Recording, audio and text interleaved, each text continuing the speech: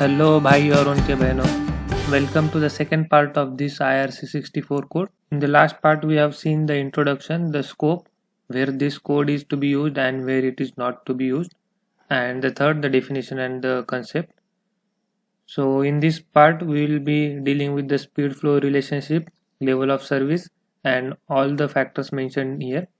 So let's start with the so let's start this video. If you haven't watched the last video, I recommend you to first please go through that video and then watch this video. So now let's discuss these diagrams one by one. At first, let's talk about the speed versus density. So what does this point says? Here the speed is very high, that is free speed. Free means speed. What does that mean? When our speed will be higher? When there is no other vehicle on road. Okay. What does that mean? The density of the vehicles on the road is very less. So this point says that the density is approximately equals to 0, then our speed will be maximum. And what does this point says? This point says that when there is a problem like congestion or a jam, so that the vehicle will hardly move. So in this case, what will happen? The density of vehicles on the particular stretch of road is maximum, whereas the speed is almost equals to 0. So when we'll join these 2 points, we'll get a straight line. And from this graph, what we will understand that the density is inversely proportional to the velocity. When the velocity is higher, obviously the density is less. And from this equation, what we can get? We will get that the Q equals to KV after removing the proportionality sign. And this is a very important formula that we must remember throughout whenever the parameters of the traffic flow will be considered. Now let's talk about this curve. So this curve talk about the volume versus density. What does this first point says? When the density is 0, obviously the speed will be maximum. Okay. And when the density is 0, what does that mean? Along the road, there are no vehicles in a particular length of stretch. Definitely, when there are no vehicles or very less vehicle, the volume on the road, the volume of the vehicles on the road will be also less. So we'll get this point. And what does this point says? When we are at the jam density, that means the vehicles are very close to each other, so that the vehicle will hardly move. And when the vehicle will hardly move, what does that mean? The number of vehicles passing through a particular point in a particular time will be 0. So what does that mean? That indicates the volume. So the Q will be also 0 when there is jam. And now we'll see as slowly the density increases from 0 to a certain value, definitely amount of vehicle passing through a certain stretch also increases gradually. So this is why we will get this curve. And here they have said that when the density reaches to the half of jam density, we'll get the road capacity. That means we'll get the highest volume of traffic that will pass through the road. So this was about the volume versus concentration graph. Now let's talk about this graph. This graph is about the speed versus the volume. So what we observe here, when the speed is maximum, okay, when the speed is maximum, the concentration or the value of density is 0. Okay, we have seen in this second graph that when the speed is maximum, the density is 0, and when the density is 0, then the volume of traffic is 0. So from this, what we will understand that when the speed is maximum, the volume is 0. So we will get this point. And the another point is when the speed is 0, what will happen? When the speed is 0, we will get the maximum density, that is the jam density. And when again we will be at jam density, what happens to our volume? The volume is also 0. So we will get this point. As the speed increases from 0 to a certain value, what will happen? The number of vehicle that will pass will increase, and certainly this graph will gradually increase. And at a certain moment, that is half of the free flow speed, what will happen? We will get the maximum volume of the traffic on the road. So we will get this curve. Now you can observe that the first and the second curve are parabolic. When you will see the equation of this speed versus Q or the density versus Q, it will be 2 degree. So for the second degree, we will get the parabolic curve. To remember this curve, I will show you a small trick so that you can easily remember all of these three curves. So what will be this curve? So this curve will be speed versus concentration. What will be the upper curve? It will be Q versus concentration. And what will be this? It will be V versus Q. So from this simple diagram, you can remember all the three curves. Okay, this is just for the understanding purpose. I hope all the three diagrams are very well clear to you. So let's move to the next point. In the next point, they have said that the speed density relationship is a straight line having the maximum speed when the traffic is low and the zero speed when the vehicles are jammed. Similarly, they have said that the speed volume relationship is a parabola and the maximum volume is attained at the half of the free speed. And in the third, they have said that the density volume relationship is also parabola and the maximum volume is attained at the density half of the jamming density. We already covered all this point in the graph, and I also derived this equation. So let's move on to the next point. In 4.6, they have formulated an equation so that we can calculate the road capacity, and it will be calculated by using the half of the free flow speed and half of the jamming density. So the maximum volume that can be accommodated on the road is considered to be the road capacity. What is the capacity of something? We can see the similar in case of the 20 rupees water bottle. You can see that what will be the capacity of that water bottle.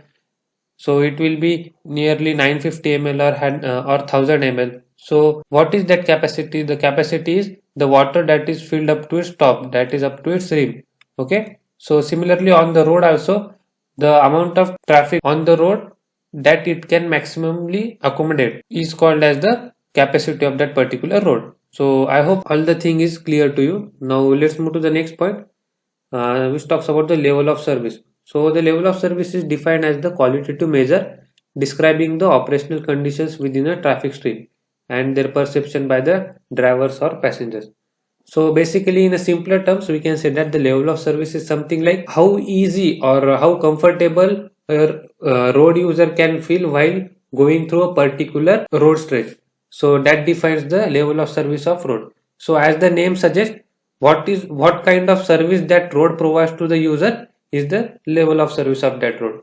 So here they have said that the level of service depends on the certain factors like speed, travel time, freedom to maneuver, traffic interruption, comfort, convenience, and safety. So obviously, when we'll say that the road is very convenient to us, when we can travel with our desired speed or our travel time is reduced or we have freedom to maneuver or the other traffic doesn't influences our behavior on the road. So these are the certain factors that affects the level of service of the road.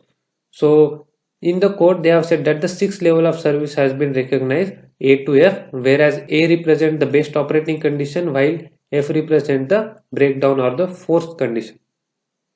Okay, now with the help of figure we can see the category wise the level of service A, B, C, D, E, F. So the F being the worst and the A being the best.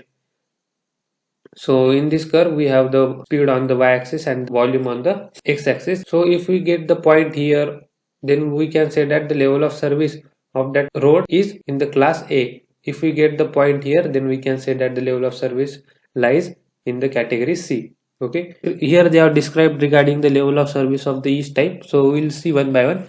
So what does the level of service A says? It represents the condition of free flow. That means whatever the speed the user desires or he wants to travel with, he can go, and the maneuvering is not affected by the traffic stream. The general level of comfort and the convenience provided to road users is very excellent.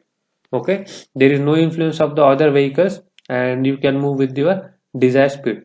So what comes in the level of service B? So it represents a zone of stable flow and drivers still have the freedom to select their desired speed and maneuver within traffic stream. So here they have said that the level of comfort is slightly less than the level of service present at A, but still the driver can go with his desired speed, and the presence of other vehicles in stream begins to affect the individual behavior. What does that mean? So at A, the other traffic does not affect or does not influences the rider's behavior. But on B, it slightly starts or it just begins to affect. So we can say that still B is a good enough level of service for the design. Okay, let's talk about the level of service at C.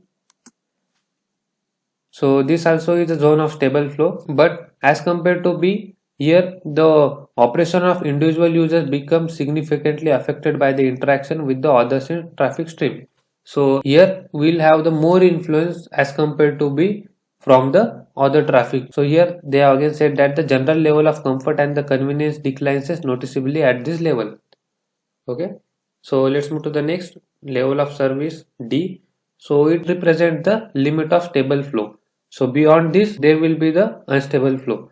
So here they are saying that the general level of comfort and the convenience is poor. Small increase in the traffic will usually cause operational problems. So what they have said that even if the slight increase in the traffic volume, then definitely we can have the problems of congestions.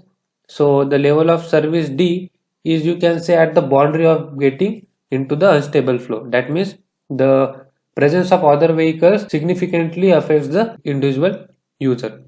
So let's talk about the level of service E. So here the speed are reduced to a low but relatively uniform value. Freedom to maneuver within the traffic stream is extremely difficult and is generally accomplished by forcing a vehicle to give way to accommodate such maneuver. So what does this mean? When you want to maneuver along the road, then you should force other vehicles so that you could make a way to go through this. So here you can say that how much influence the other traffic is making on you, and the operation at this level are usually unstable because small increase in flow or minor disturbances in traffic will cause the breakdowns. And here they also said that even if the small increase in the traffic volume, what will happen? The jam will occur, and definitely the breakdown will cause. The last is the level of service F, which represent the zone of force or the breakdown. So the important point for this is operation within the queue are characterized by stop and go waves. So we can have an example at the intersection. If suppose this is a intersection and this is the one arm that is approaching. So you might have seen when the signal is red, so one by one the vehicle comes here and they stops. So we can observe a stop wave moving in this direction. That means first this vehicle will stop, then this, then this, then this, and then this. Okay, and when the signal turns green, then first this vehicle will go, then this vehicle, then this vehicle, then this vehicle. So here now the go wave will proceed. Same thing will happen at the level of service F. The vehicles may progress at the reasonable speed for the several hundred meters and may then require to stop in a cyclic fashion. So due to the high traffic density, the stop and go waves might be possible at this level of service, and due to high volume the breakdown occurs usually. So this was all about the level of service. So in a summary, we can say that for the design we must consider first three type of level of service. So let's move to the next point, which talks about the capacity and the design service volume. So from the viewpoint of the smooth traffic flow, it is not advisable to design the width of road pavement for a traffic volume equals to capacity which is available at LOS level of service E. Obviously the level of service, as we have mentioned here, if we want to maneuver, definitely we need to force other vehicles. So the level of service E is not probably recommended for the design. Even the flow conditions at the level of service C and D involve significant vehicle interaction to lower level of comfort and convenience.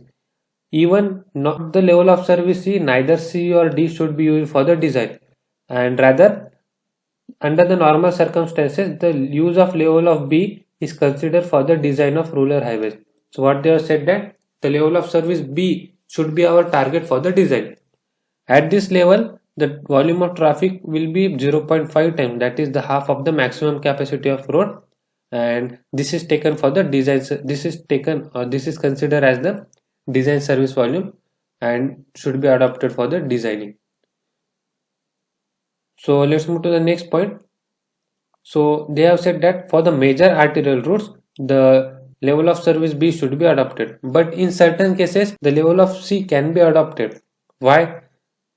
Under the level of C, the traffic will experience the congestion and inconvenience for few peak hours.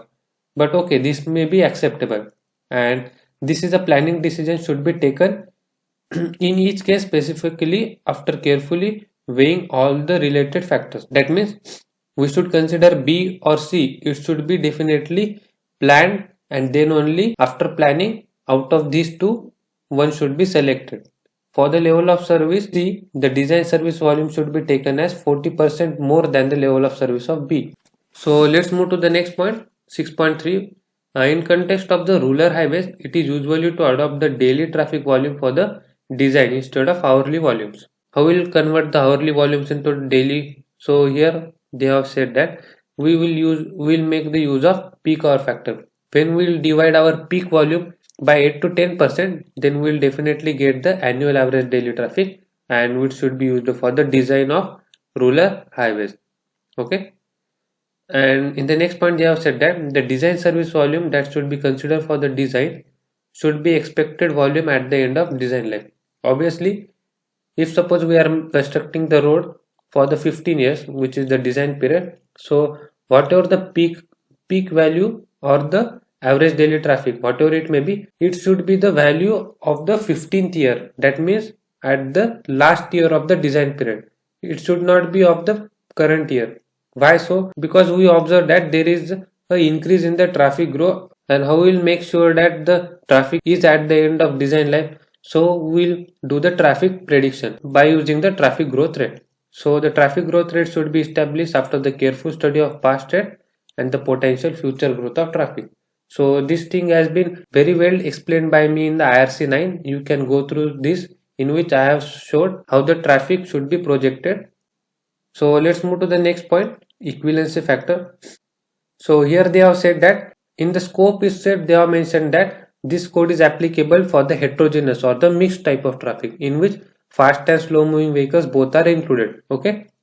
So we can see that on the road the fast moving vehicles are being influenced by the presence of slow moving vehicles. So for accounting the interaction of various kind of vehicles, we will try to express all types of vehicles into a common unit. So what is that common unit? So it is called as the passenger car unit. Okay. So how we'll convert? We'll convert every type of vehicle into a passenger car unit by using a certain equivalency factor. So here they have said that on what factors does this equivalency factor depend? Here they have mentioned that the conversion factors are subjected to variation depend on the composition of traffic, road geometrics and the travel speed. But however, for the design purpose, they have mentioned the equivalency factor in the table number 1. For the car, they have given the equivalency factor as 1, and for the motorcycle, they have given the equivalency factor at 0.5. So in short, for the ease in understanding, these values are nothing but the influence made by the particular vehicle as compared to the car. Here we can say that the influence made by the motorcycle is nearly half of the influence made by the car. Okay. Similarly, the influence made by a truck or a bus is 3 times the influence made by a car. So in this way you can understand and remember the equivalency factor. Okay, I hope these things are clear to you. Similarly, in case of slow vehicles, so if we consider the cycle, so the influence of cycle is half of the influence of car. That's why the equivalency factor is considered as 0.5. Similarly, all other influence has been made. So I hope the things are very well clear to you. Now let's move to the next point. In practice, the equivalency factor will vary according to terrain. But however, for the rolling or hilly section, we will be using this equivalency factor only. Why? Because the effect of terrain has been accounted in the design service volume that is recommended in the further tables 2, 3 and 4. So we will see this table one by one. What are the factors they have mentioned? So let's move to the next point. Recommended design service volume for the single lane road. So here they have mentioned what are the single lane roads. So the roads which are having at least 3.75 meter wide pavement carriageway and good quality shoulders, that means 1 meter shoulder width on the both side. So the recommended design service volume at the single lane road is given in table number 2. So this is the table number 2, in which they have mentioned the terrain wise, what is the design service volume, that is the passenger car unit per day. And here they have classified each terrain into two types depending on the curvature of the terrain. So if the curvature is low, that is between 0 to 50. What is this 0 to 50? It is the degrees per kilometer. So if it is low, then we have different PCU per day, and if it is high, we have different PCU per day. So I hope this thing is clear to you, and basically this is specially for the single lane road. Here they have mentioned some special note kind of thing, that these values are applicable only for the blacktop pavement. So what is blacktop pavement? So we can say that the bituminous pavement. And in case when the pavement is not blacktop, that means in case if it is rigid pavement, then the design service volume should be lowered by 20 to 30%. That means these values whatever mentioned in this column should be decreased by 20 to 30%. Another thing that they have mentioned is when the quality of shoulders are not as per the design, so the design service volume whatever mentioned in this column, again it should be reduced to the 50%. Okay, I hope you understood this. Now let's move to the next point, which talks about the recommended design service volume for intermediate lane roads. So in next para they have mentioned what are the intermediate lane roads. So the roads which have the width of 5.5 meters, so these are called as the intermediate lane road. In table number 3 they have specified the values, the recommended values for the design service volume. Now let's move to the next point, which talks about the recommended design service volume for the two lane roads. In the 8th point we have seen for the single road, in the 9th we have seen for the intermediate road, and now we are going to see for the two lane road. So the recommended design service volume has been mentioned in table number 4 for the two lane road. So what does the two lane road means? So the road which have the carriageway of 7 meters and a good shoulder. So the 7 meter wide road is called as two lane road, 5.5 meter is called as intermediate, and for the 3.75 is called single lane. So here this is the table number 3, which is specially for the intermediate lane road. So here also same thing, as per the terrain classification, the recommended design service volume has been mentioned. And for in the table number 4, so which is for the two lane roads, the same thing, as per the terrain the design volume has been mentioned. So let's move ahead. So here they have said that in continuation for the two lane road, whatever the values design service volume they have mentioned in table number 4, these volumes are nearly similar to the level of service B. So this is what they have mentioned in this line. The capacity of two lane road can be increased by providing a paved and surface shoulders of at least 1.5 meter width. And what they have said that if we provided a good shoulders, then definitely the influences or the obstruction to the fast moving vehicles from the slow moving vehicles will reduce, and due to which we can say that the capacity of road can be increased. So that's why they have said that under such circumstances 15% increase in capacity can be used for the design. What are the values they have mentioned in this column?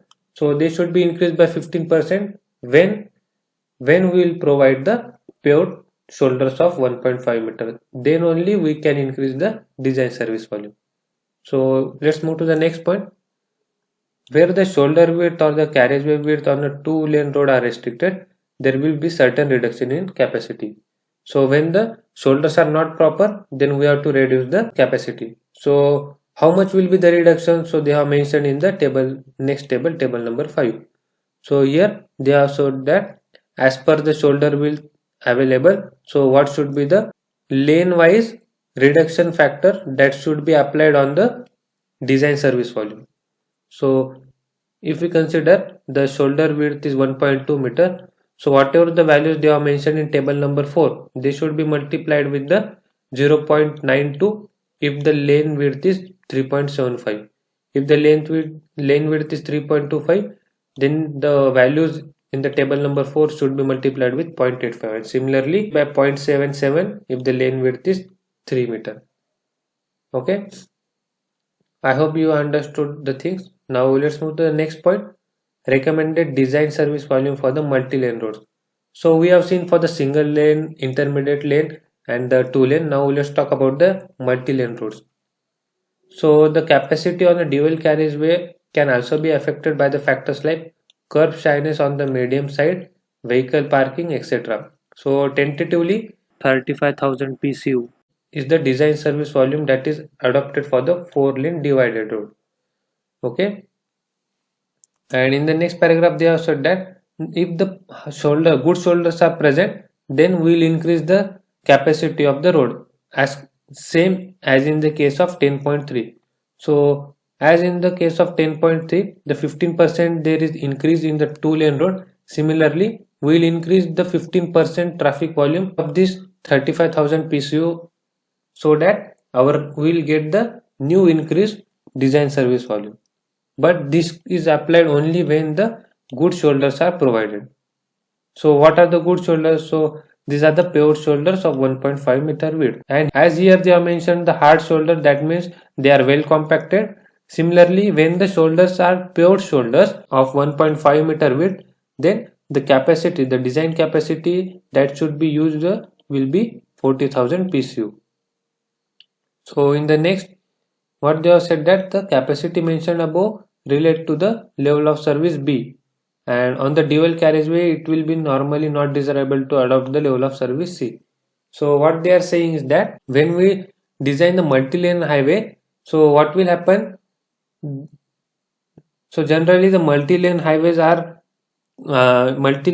comes under the higher class of road. So it is recommended that we should design it for the level of service B rather to the level of service C. So I hope all the things have been very well clear to you. So all the types of equivalency factor, all the parameters of the traffic flow, macroscopic graphs that they have mentioned in this code. I hope everything is very well clear to you. If you have any kind of doubt, you can comment in the comment section, and as far as possible from my side, I will try to explain it. I will try to clear your doubts. Thank you.